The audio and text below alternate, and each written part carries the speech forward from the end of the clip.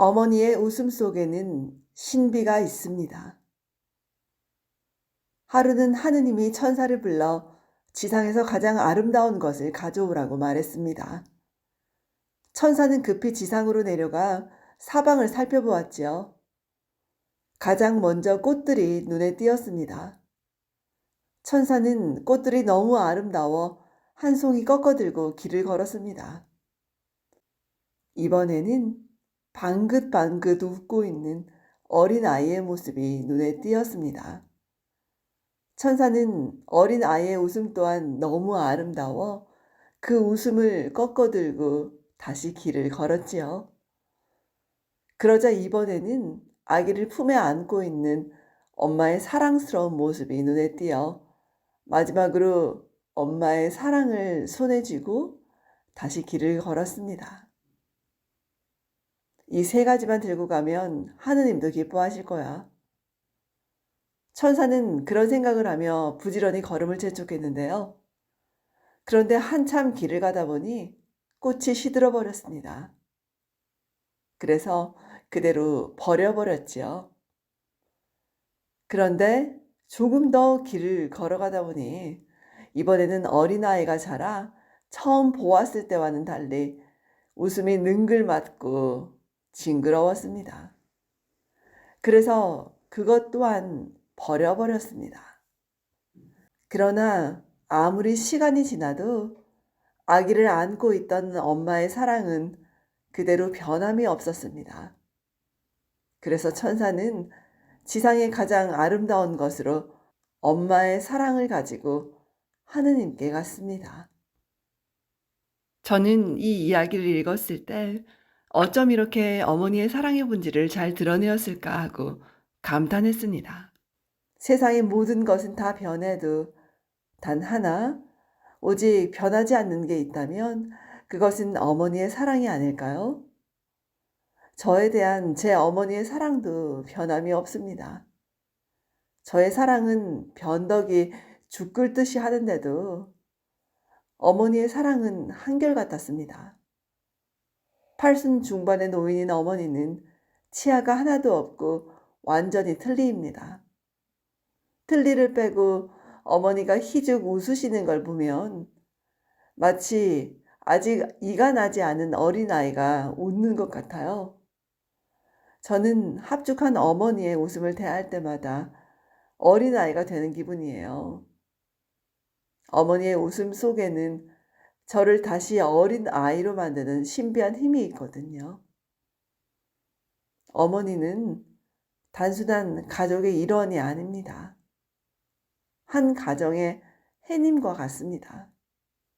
해님이 없으면 우주 만물이 다 빛을 잃듯이 어머니의 존재는 그러합니다. 그것은 어머니의 사랑 때문이죠.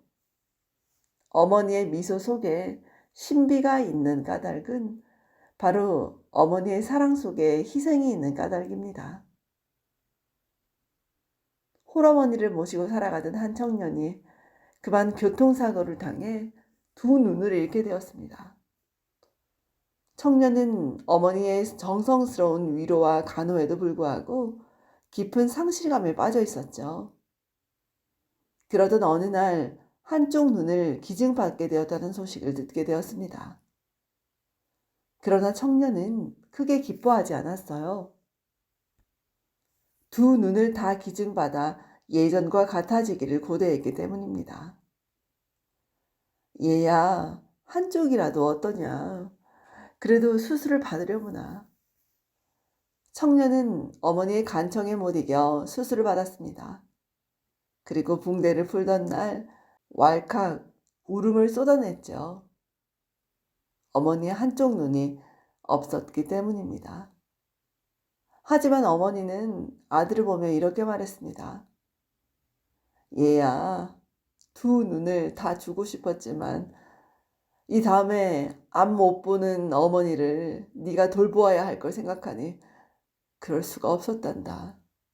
정말 미안해. 모성이란 이렇습니다. 자신의 모든 것을 다 주어도 아까워하지 않아요. 활과 화살의 관계를 살펴보면 그것은 확실합니다.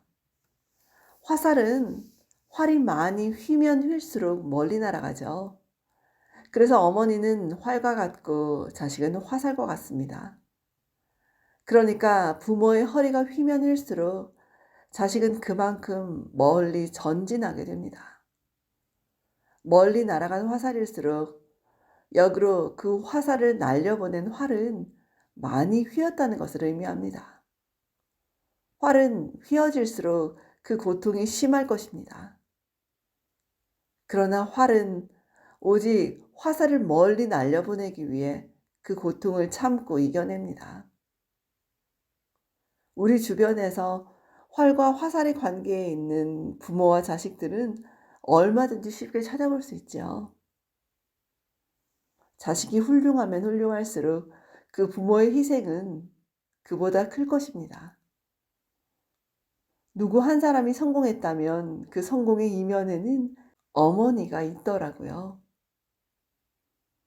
이런 희생의 모성은 동물들도 마찬가지였어요. 제가 사는 아파트에 밤이 되면 고양이 한 마리가 쓰레기장 근처로 와서 어슬렁거립니다.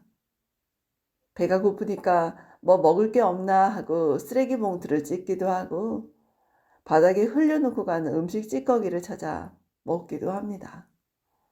그런데 하루는 제 아내가 그 고양이한테 밥을 주기 시작했는데 처음에는 탐색차 혼자 왔지만 그 다음부터는 꼭 자기 새끼를 데리고 온다고 해요. 그것도 새끼부터 밥을 먼저 먹인다고 합니다. 그래서 밥을 주기 귀찮아도 새끼를 데려오는 그 마음 때문에 매일 잊지 않고 주게 된다고 합니다. 아마 저도 그 어미 고양이의 마음 같은 제 어머니의 마음에 의해 밥을 먹고 자랐을 것입니다. 이제 제 어머니는 인간으로서의 육체는 시들어 보잘것없지만 그 육체 속에 아직도 시들지 않고 따스하게 남아 있습니다. 바로 미소입니다. 저는 살아가기 힘들 때마다 어머니의 합죽한 미소를 떠올리는데요. 그 미소 속에는 저에게 건강과 힘을 주는 신비가 숨어 있습니다. 어느 날 저는 어머니에게 아무것도 해드린 게 없어 어머니를 위한 자장가라는 제목의 시를 써보았습니다. 머지않아 이 세상을 하직할 어머니를 생각하며 잘 자라 우리 엄마 할미꽃처럼 당신이 잠재우던 아들 품에 안겨 장독 위에 내리던 한방눈처럼 잘 자라 우리 엄마 산 그림자처럼 산 그림자 속에 잠든 산새들처럼 이 아들이 엄마 뒤를 따라갈 때까지 잘 자라 우리 엄마 아기처럼 엄마 품에 안겨 자던 예쁜 아기에 저절로 벗겨진 꽃 신발처럼 이상 내 인생의 힘이 되어준 한마디 책을 낭독해 보았습니다. 이 글을 낭독하면서 다시 한번 어머니의 깊고 깊은 사랑을 떠올리게 되는데요. 오늘 여러분 너무 바쁘시더라도 그 어머니께 안부 전화를 꼭 드리는 하루가 되셨으면 좋겠어요. 저도 그렇게 하겠습니다. 오늘도 들어주셔서 감사해요. 좋은 날 되십시오, 여러분. 고맙습니다.